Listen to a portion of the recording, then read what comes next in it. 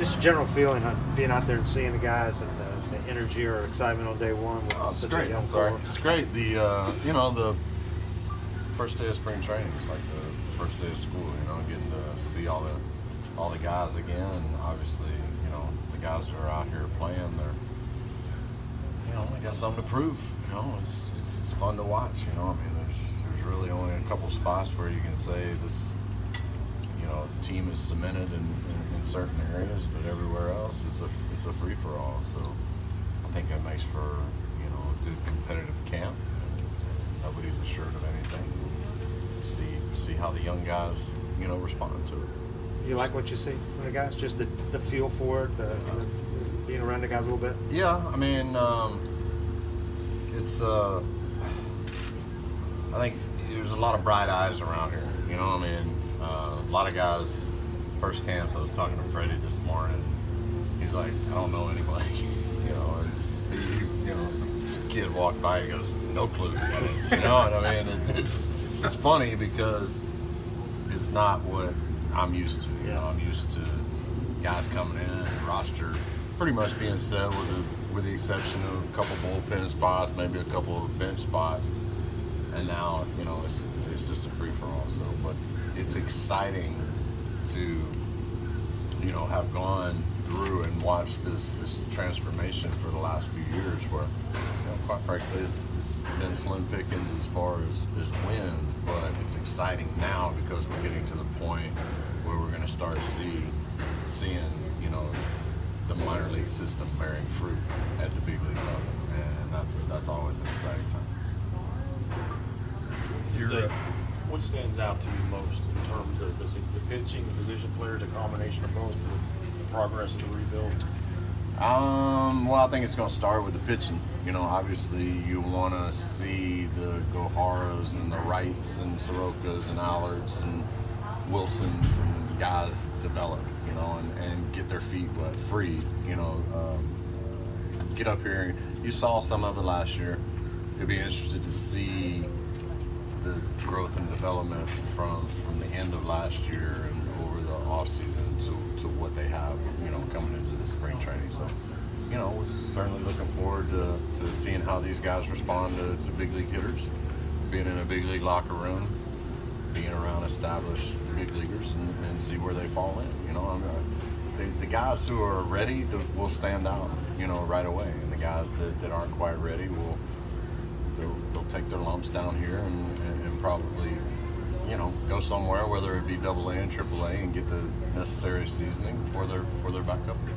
Would you say that Acuna is developed a prospect, or as good a prospect as you've seen since Andrew, yourself? Yeah. Oh, he's way ahead of me. I mean, I would have to lump him in with Andrew just because, graduating 3 levels in 1 year. He's as good a prospect as I've seen. His bat stays in his zone a long time. He's gonna make consistent contact. He's not quite what Andrew was in the outfield, but he's not far off. And I think he's gonna hit more from foul pole to foul pole with damage than Andrew did. So I'm excited. I mean, you've got your one cornerstone guy in Freddie, and it's going to be interesting to see if he can continue to develop and become the second guy. How do you two communicate? Me and Ronald? Yeah. I don't say much to Ronald. You don't have to say much to him. I mean, he's, as far as me watching him in the cage, he does nothing that I would change. Oh. I mean, he's, the ball explodes off his bat. Like I said, he's got a great bat path. His bat's in the zone a long time as opposed to, this long. And you can't teach that. It's just, that's the guy gives it. Whoever taught him very well. So if it ain't broke, I'm not looking to try and fix anything that's not broke. You're not going to screw him up. No. I've heard that he adjusts really well within at bats. What have you kind of seen with that with him? Well, I think the numbers bear it out. I mean, I watched him in AAA last year, and he's facing guys that got big league time, and they know how to move the ball around the strike zone, and they might get him, you know, the first time up, or maybe even the second time up. But very rarely did he not come back and make an adjustment and get them. You know, I think the first ball I saw him hit in AAA was off a guy with big league time with the Phillies, and I mean, a bullet out to left field off that cement wall in Gwinnett. So at that point, that was my first at bat I'd ever seen him. I was sold. You know, I mean, the ball just it's got that sound. You know, I mean, I can sit here and I don't have to watch BP. I can listen to BP and I can tell you who the hitter is. You know, and when he makes contact up there at the plate, you know it. You've been, excuse me, through a few of these spring opening meetings in your life. The message of this one, what do you think is the message of this spring for these guys?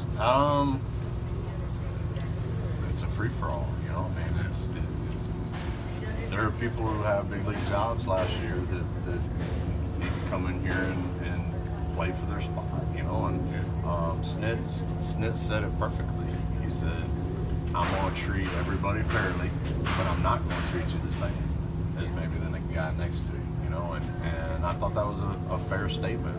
Guys need to know that, you know, this team and this organization is tired of the last few years. You know, we're a very proud organization, and we've been through kind of a rough off season with the changing of the guard, but I think everybody is ecstatic with the job that Alex has done while he's been here. He's still, you know, getting to know everybody, but there's definitely a little change in attitude, a little change. You can see it just in the way, you know, the coaching staff is putting together spring training. You know, it's a lot more organized. It's a lot more delegation of responsibility, and it's got guys, you know, in their spots to get their work done. And let's get out of here.